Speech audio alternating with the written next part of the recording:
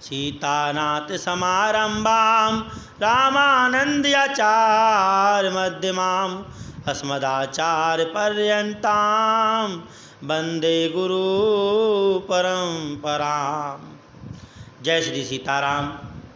आज आप चतुर्भुज जी को कीर्तन में निष्ठा रखने वाले ऐसे भक्त का चरित्र सुनने हैं जो भगवान का कीर्तन संकीर्तन करते हैं, जगत में भगवान के नाम का प्रचार प्रसार किया। राम भक्त सुरसरी धारा ब्रह्म विचार प्रसार प्रचारा। भगवान के नामों का प्रचार प्रसार करना, जगत में राम नाम की अलग जगाना, भगवान के अपने निजी पुत्र होते हैं जो भगवान का नाम संकीर्तन आदि का प्रचार करते हैं, जगत में उजाला फैलाते हैं, राम भक्ति का बीज बोते हैं। ऐसे भक्त अनन्य भगवान को बहुत प्रिय है। ना हम बसामे वैकुंठे योगी नाम हृदय च मदभक्ता यत्र गायंती तत्ते तिष्ठामि नारदः। भगवान कह रहे नारद जी से, अरे नारद, ना मैं योगियों के हृदय में वास करता हूँ, न यज्ञ होम आदि के द्वारा प्राप्त होता हूँ, मैं ना ध्यान के द्वारा प्राप्त होता हूँ, केवल मेरा कीर्तन संकीर्तन करते, मेरे नामों का गान करते हैं, ऐसे भक्त के द्वारा मैं प्राप्त होता हूँ। इसलिए भगवान के नामों का जप कीर्तन करना चाहिए, जगत में प्रचार प्रसार करना चाहिए प्रभु का। ऐसा करने से भगवान के प्रिय, भगवान के अपने ही पुत्र माने जाते हैं। वैसे तो जगत सभी हैं उनका ही है, पर ऐसे भक्तों से ज़्यादा प्रेम करते हैं भगवान।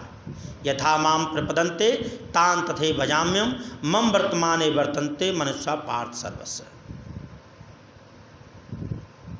भगवान कहते हैं जो मुझको जिस प्रकार से भजता है मैं उसी प्रकार से उसको भी भजता हूँ।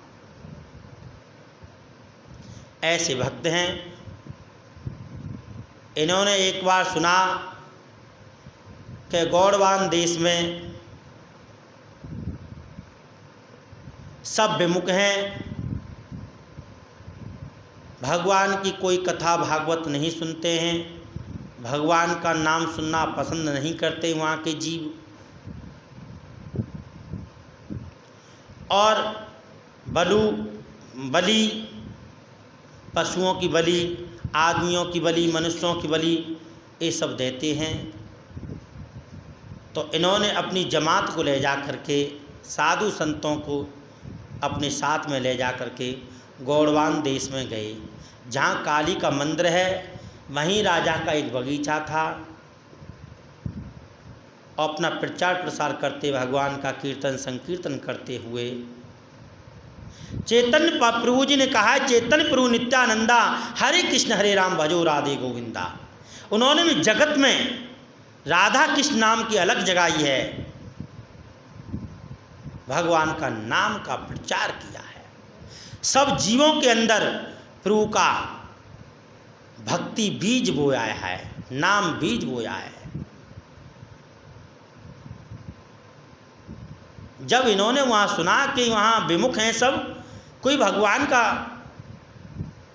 नाम नहीं लेता है, सब देवी के उपासक हैं और हिंसा करते हैं सब जीव, सब मनुष्य हिंसा करते हैं, भगवान का नाम संकीर्तन आदि नहीं करते हैं। तब साधु संतों को ले जाकर गौड़वान देश में बगीचा में ठहर गए। बगीचा में ठहर गए, पुजारी ने आकर के कहा, अरे महात्माओं, आप यहाँ ठहरे हुए हैं, आप यहाँ से चले जाओ, राजा आ रहे हैं, एक मनुष्य की बलि देना चाहें, आप यहाँ से चले जाओ, आप वैष्णव हो, यहाँ से अपना प्रस्थान करो, कहीं आसन लगाओ, राजा रुष्ट हो जाएंगे, यहाँ से चले जाओ। पुजारी ने कहा, महात्मा ने कहा, भैया आप मनुष्यों की बलि क्यों देते हैं? अरे इसे का माता मांगती हैं। अनेक प्रकार से महात्माओं ने समझाया, पर पुजारी जी के समझ में नहीं आई।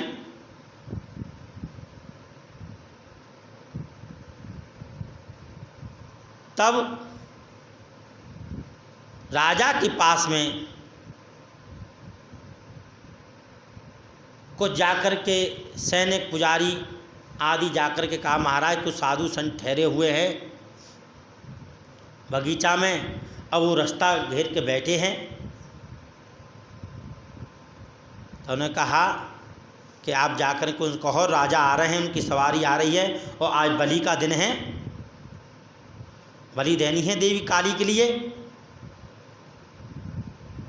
वैसे भागवत के अंदर नारद जी ने प्रचेताओं से बलि का निषेध का उपदेश दिया है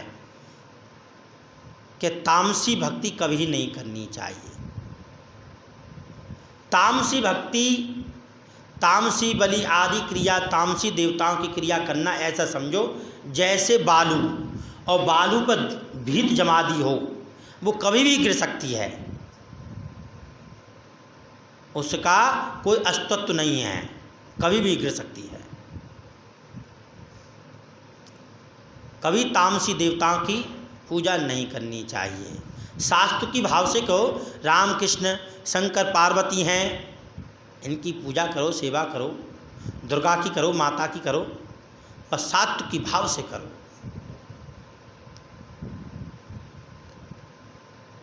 तब संत महात्मा नहीं माने, जाकर के चतुर्भुज से कही, महाराज राजा नर बलि दे रहे हैं, आप कुछ ऐसा उपाय करो कि जाते नर बलि रुके। तुरंत ही चतुर्भुजी देवी के मंदिर में गए और जाकर कहा, आप कैसी जननी हैं, आप कैसी माता हैं जो अपने पुत्रों की बलि चाहती हो। माता सुनी कुमाता, माता तो कहीं नहीं, कुमाता तो कहीं नहीं सुनी, माता तो दुनिया में सुनी है। कैसी माता हो।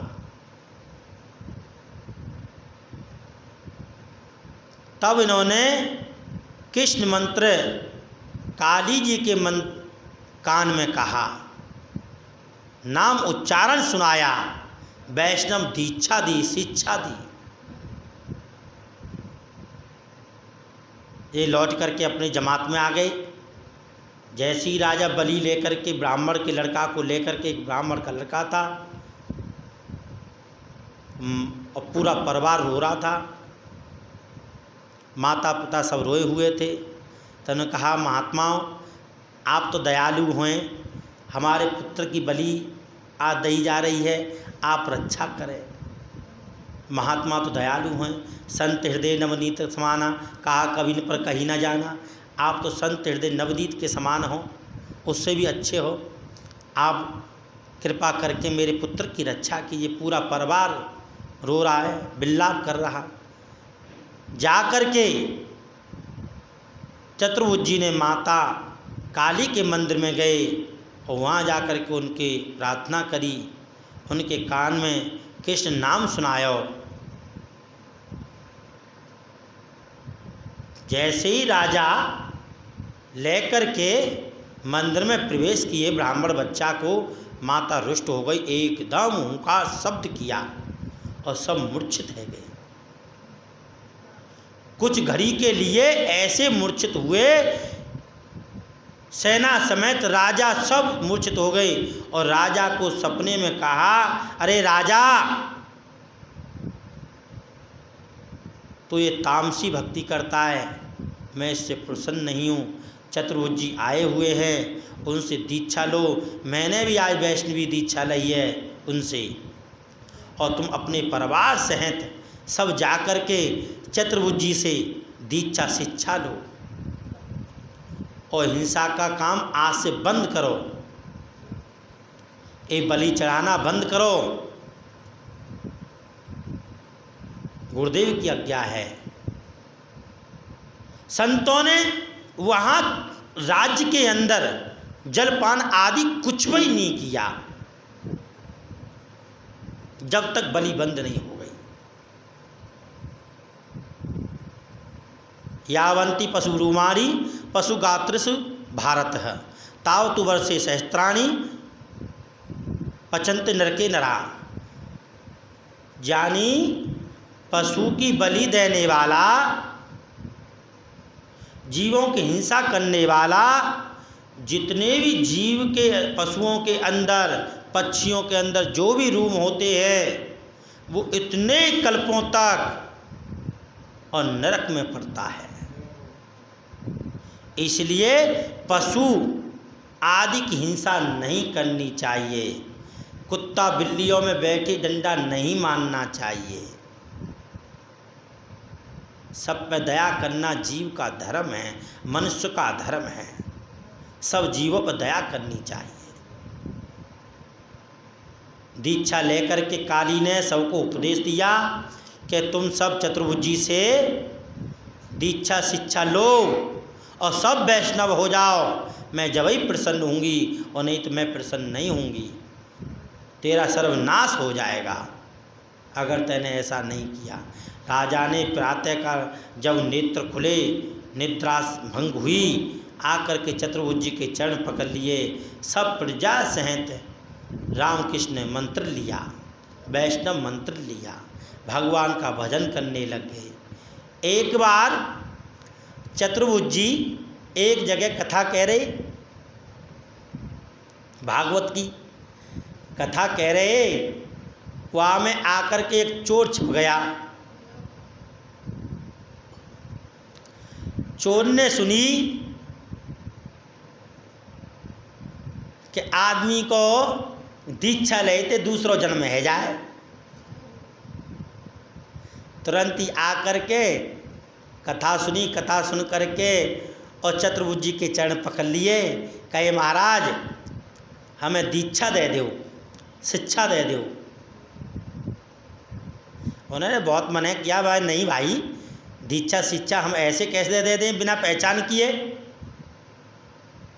तुमको हम जानते नहीं, आकर के कह दिए दीक्षा दे दो, कैसे दे दे? बस नहीं प्रभु दे दो। हट करने लग गया।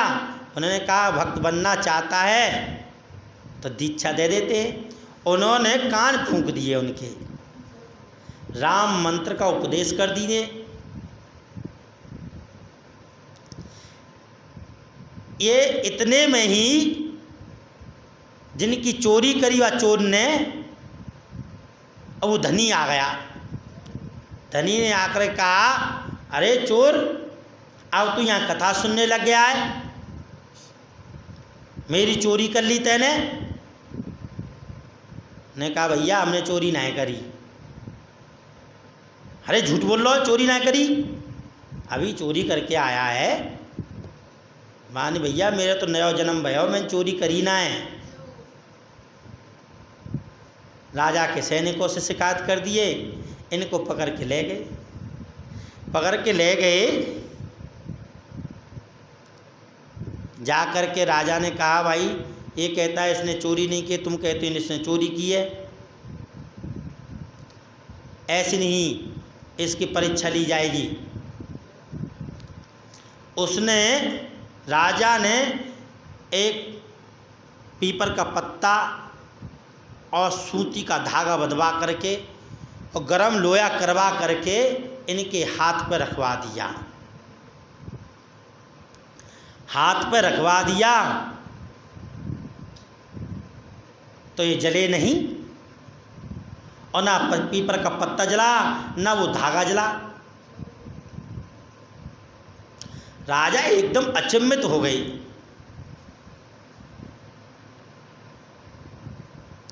तब राजा ने कहा ये सच्चा है? धनी से कहा तुम झूठे हो,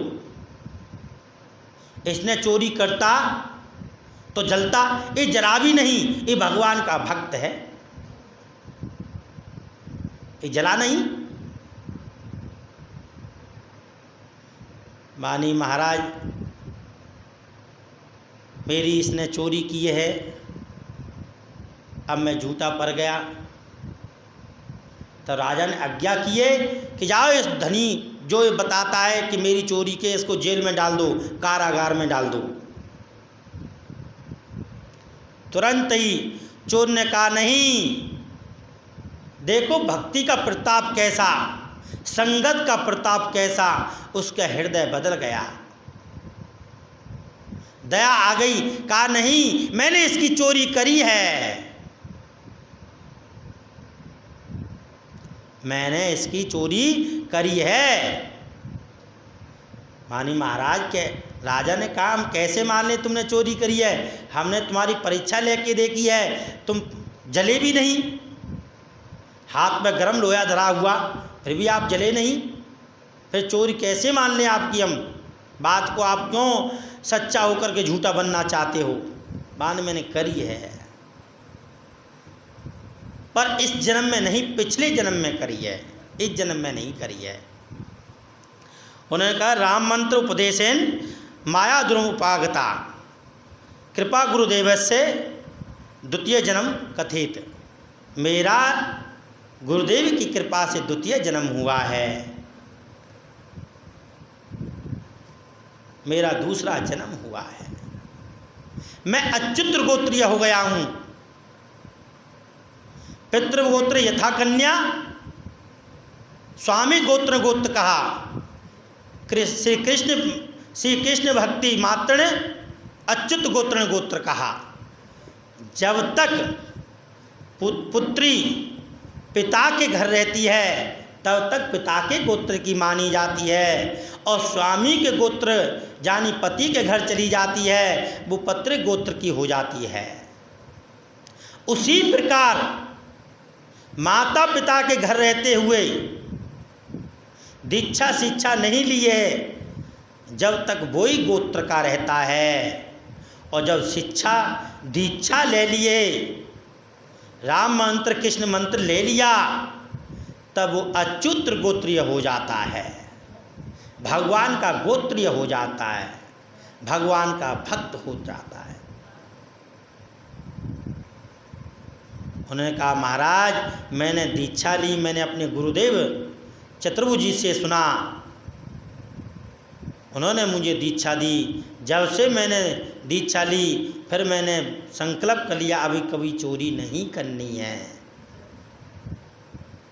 मैंने इसलिए उनसे दीक्षा ली, दीक्षा लेकर के अब मैं अच्युत गोत्रीय हो गया, मेरा नया जन्म हुआ है, इस जन्म में मैंने चोरी नहीं करी।